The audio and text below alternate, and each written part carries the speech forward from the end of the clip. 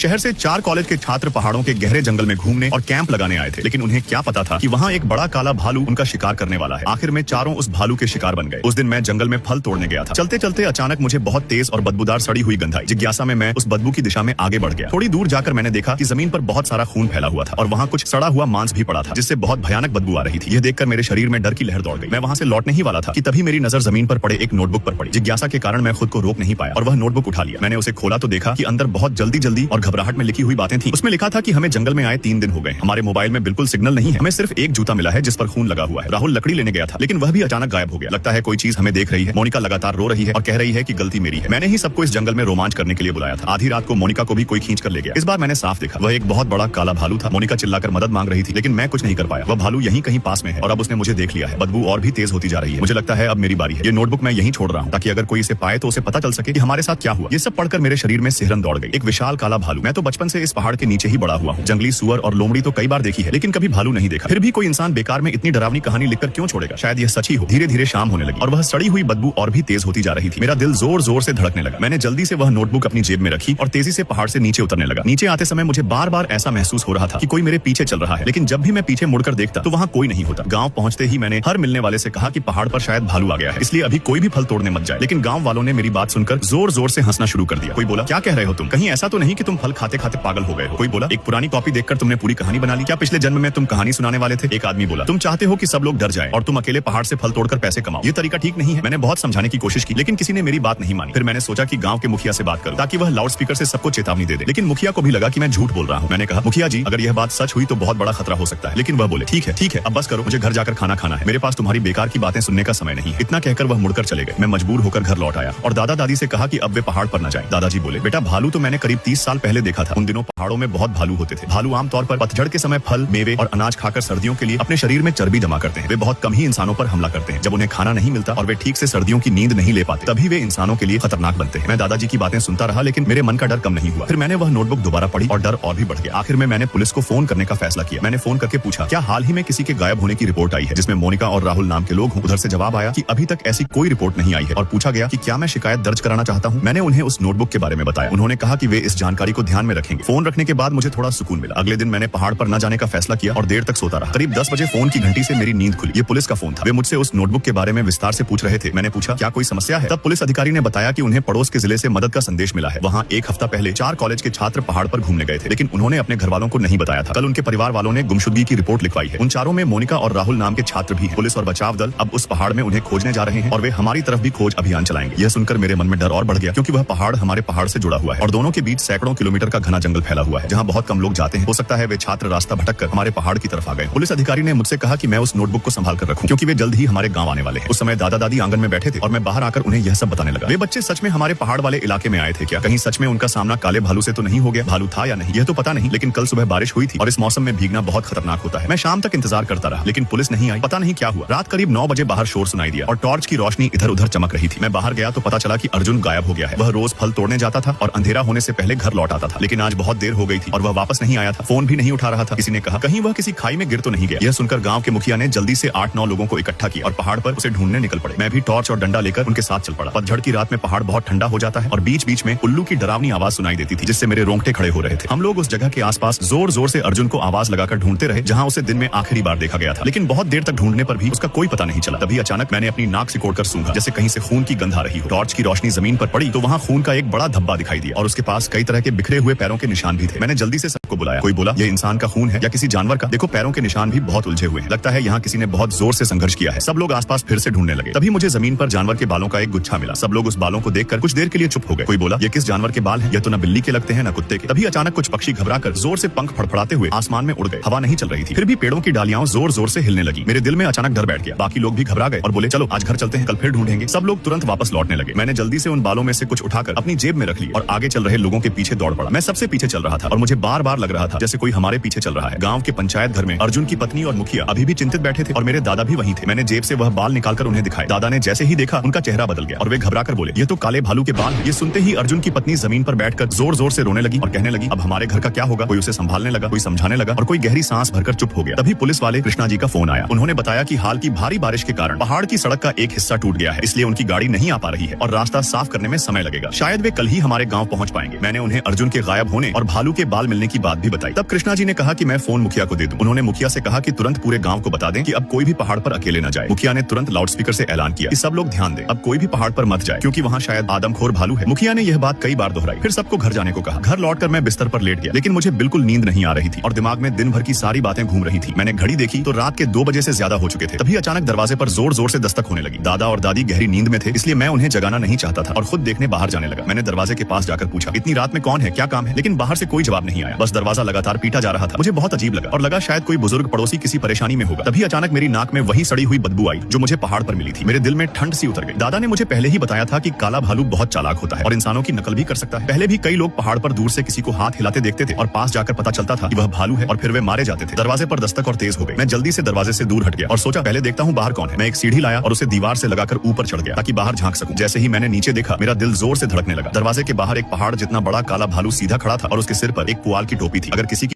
ये सच में भालू था क्या? उसके दिमाग में इतनी चालाकी कैसे हो सकती है कि उसने खुद ही चढ़ने के लिए सीढ़ी बना ली? तभी कुछ लोग भागते हुए आए और हमें बुलाकर लिए परिवार के घर ले गए। वहाँ पहुंचकर देखा कि आंगन लोगों से भरा हुआ था। मैं और दादा अंदर गए तो किसी ने कहा अगर थोड़ा और देर हो जाती तो परिवार खत्म हो जाता। किसी ने पूछा कि मोनिका और बच्चा कैसे बच गए। किसी ने बताया कि जब मोनिका भालू से लड़ रही थी तब उसका पति बच्चे को लेकर सीढ़ी से ऊपर चढ़कर अटारी में छिप गया और भालू उन्हें देख नहीं पाया, इसलिए उनकी जान बच गई। तभी कुछ गाड़ियां गांव में आकर रुकी। उनमें से 2 पुलिस अधिकारी और 6 लोगों की एक बचाव टीम उतरी। पुलिस अधिकारी कृष्णा जी ने बचाव दल को कहा कि ली परिवार के घायल लोगों को तुरंत अस्पताल ले जाओ, मरने वालों को भी ले जाना होगा क्योंकि बाद में जांच करनी पड़ेगी। फिर कृष्णा जी ने वह नोटबुक देखी जो मुझे जंगल में मिली थी और मुझसे रात की पूरी घटना पूछी। उन्होंने कहा यह भालू कल रात से ही तुम लोगों पर नजर रखे हुए था और तुम लोगों के पीछे पीछे गांव तक आ गया। उसने इंसान का मांस छक लिया है, इसलिए वह अब आसानी से नहीं रुकेगा। उसे जल्द से जल्द पकड़ना या मारना पड़ेगा। इतना कहकर उन्होंने पुलिस स्टेशन फोन किया और लोगों को भेजने के लिए कहा। फिर वे खुद बचाव टीम को लेकर पहाड़ पर जाने की तैयारी करने लगे ताकि भालू और गायब लोगों को ढूंढा जा सके। मैं तुरंत आगे आया और कहा कि मैं भी उनके साथ जाना चाहता हूँ। दादी ने मुझे पकड़कर कहा कि बेकार में मत जाओ, लेकिन मैंने कहा दादी उन्हें इस पहाड़ के रास्ते नहीं पता है। अगर मैं साथ रहूंगा तो रास्ता दिखा सकूंगा और शायद हम उस भालू को जल्दी पकड़ सके। आप चिंता मत करो, पुलिस के पास बंदूक है और भालू कितना भी मजबूत हो गोली से डरता है। जब मैं जाने लगा तो दादा भी बोले अगर मेरा पोता जा रहा है तो मैं भी जाऊंगा, मैंने पहले जंगल में काम किया है, शायद मैं भी मदद कर सकूं। इस तरह हम सब लोग मिलकर उस बड़े पहाड़ के जंगल में चले गए। जंगल में घुसते ही दादा ने जमीन पर भालू के ताजे निशान देख लिए और वहाँ से सड़े हुए मांस जैसी बदबू भी आ रही थी। अगर भालू ज्यादा फल और अनाज खाता है तो उसकी बीट इतनी बदबूदार नहीं होती। इतनी तेज बदबू तभी आती है जब वह ज्यादा मांस खाता है। उसके बाद सब लोग मेरे साथ अर्जुन के गायब होने वाली जगह पर गए। वहाँ पहुंचकर हमने उसका खून देखा। पुलिस अधिकारी कृष्णा जी ने भी जांच करके कहा कि यह सच में इंसान का खून है। थोड़ी देर बाद हमें एक बैग भी मिला। जानकारी मिलान करने पर पता चला कि यह उन 4 कॉलेज के छात्रों में से किसी का बैग है, लेकिन उसके अलावा हमें सिर्फ भालू की बीट और पंजों के निशान मिले और कुछ भी नहीं मिला। कृष्णा जी बोले अजीब बात है, काला भालू आमतौर पर शिकार को वहीं बैठकर खाता है, फिर यहाँ हमें शरीर के बाकी हिस्से क्यों नहीं मिल रहे? तभी किसी ने कहा कृष्णा जी अब अंधेरा होने वाला है, अगर रात हो गई तो सबके लिए खतरा बढ़ जाएगा, क्यों ना हम कल फिर आए? कृष्णा जी ने सिर हिलाकर हामी भर दी। वापस आते समय मैं पानी पीने के लिए रुका। तभी मुझे बहुत हल्की सी किसी के मदद के लिए पुकारने की आवाज सुनाई दी। मैंने ध्यान से कान लगाया तो सच में किसी के चिल्लाने की आवाज आ रही थी। मैं तुरंत दौड़कर कृष्णा जी के पास गया और उन्हें बताया। उन्होंने तुरंत सबको अलग अलग दिशाओं में ढूंढने को कहा। थोड़ी देर बाद मैंने देखा कि पहाड़ की ढलान से करीब 7-8 मीटर नीचे चट्टान पर कोई आदमी पड़ा हुआ है। उसका चेहरा खून से सना हुआ था और खून सूख भी चुका था। हालत बहुत डरावनी लग रही थी, लेकिन मैंने पहचान लिया कि वह अर्जुन था। वह जमीन पर पड़ा हुआ था और कमजोर आवाज में बोला गणेश मुझे बचा लो। मैंने कहा अर्जुन हिलना मत, हम अभी तुम्हें ऊपर निकालते हैं। मैं बहुत खुश भी था और हैरान भी, क्योंकि मुझे लगा था कि वह मर चुका होगा। बचाव दल के लोगों ने रस्सी बांधी और नीचे उतरकर अर्जुन को ऊपर खींच लिया। उसके शरीर पर कई चोटें थी, लेकिन कोई बड़ी जानलेवा चोट नहीं थी। अंधेरा होने वाला था, इसलिए हम जल्दी जल्दी उसे सहारा देकर पहाड़ से नीचे उतरने लगे। रास्ते में उसने पूछा घर पर सब कैसे हैं? हम नहीं चाहते थे कि उसे ज्यादा दुख लगे, इसलिए हमने कहा कि मोनिका और बच्चा ठीक है और दोनों बूढ़े अभी अस्पताल में इलाज करा रहे हैं। फिर हमने उससे पूछा कि वह बच कैसे गया। अर्जुन बोला रात को मैंने गांव के मुखिया की चेतावनी सुनी तो तुरंत घर के दरवाजे और खिड़कियां बंद कर ली, लेकिन फिर भी भालू घर में घुस आया। मैं उससे लड़ते हुए बेहोश हो गया। जब मुझे होश आया तो देखा कि वह मेरे कपड़ों के पीछे वाले हिस्से को दांतों से पकड़कर मुझे पहाड़ की तरफ घसीटते हुए ले जा रहा था। वह मुझे खा नहीं रहा था और मैं डर के मारे हिल भी नहीं रहा था, इसलिए मैंने मरे होने का नाटक किया। वह मुझे घसीटते हुए पाइन वाले पहाड़ तक ले गया। वहाँ उसने मुझे छोड़ दिया और पास खड़ा होकर आराम करने लगा। तभी मुझे याद आया कि उस चट्टान के नीचे एक बड़ा पत्थर है जहाँ बचपन में मैं फल तोड़ने उतरा था। मैंने मौका देखकर भागकर चट्टान के किनारे जाकर बेल पकड़कर नीचे उतरकर उस पत्थर पर चढ़ गया। भालू नीचे उतरकर मुझे पकड़ना चाहता था, लेकिन वह बहुत भारी था, इसलिए नीचे नहीं उतर पाया। थोड़ी देर बाद एक छोटा भालू भी वहाँ आ गया। वे दोनों काफी देर तक ऊपर घूमते रहे, फिर चले गए। मुझे डर था कि वे वापस आ सकते हैं, इसलिए मैं वहीं पड़ा रहा और किसी के आने का इंतजार करता रहा। अर्जुन ने कहा हाँ वहाँ एक छोटा भालू भी था, शायद वही बड़े वाले का बच्चा होगा। तभी आगे चल रहे कृष्णा जी अचानक मुड़े और धीरे से हमें चुप रहने का इशारा किया। मैंने ऊपर देखा और डर के मारे मेरी सांस अटक गई। चांदनी में दूर से दिखाई दे रहा था कि गांव के किनारे एक घर की दीवार के पास 2 काले भालू घूम रहे हैं। मैं धीरे से बोला यह माँ और बच्चा हमारे गांव को जैसे खाना खाने की जगह समझ बैठे। कृष्णा जी ने हमें झाड़ियों के पीछे छिपने को कहा और खुद एक दूसरे पुलिस वाले के साथ पिस्तौल लेकर धीरे धीरे गांव की तरफ बढ़ने लगे। तभी मैंने देखा कि गांव का शराबी रुद्रा लड़खड़ाता हुआ रास्ते पर आ रहा है। वह हमेशा शराब पीकर ही रहता था और शायद ही कभी होश में दिखता था। वह रास्ते के किनारे खड़ा होकर पेशाब करने लगा और उसे जरा भी अंदाजा नहीं था कि खतरा सामने खड़ा है। तभी माँ भालू और उसका बच्चा आवाज सुनकर उसे देख चुके थे और तुरंत उस पर झपटने के लिए दौड़े। उधर रुद्रा को अभी भी कुछ समझ नहीं आया था। तभी दोनों पुलिस वालों ने तेजी से गोली चलानी शुरू कर दी और गोलियों की आवाज पटाखों की तरह गूंजने लगी। घायल माँ भालू ने पुलिस वालों की तरफ दहाड़ा और फिर अपने बच्चे के साथ हमारी तरफ भागने लगी। कृष्णा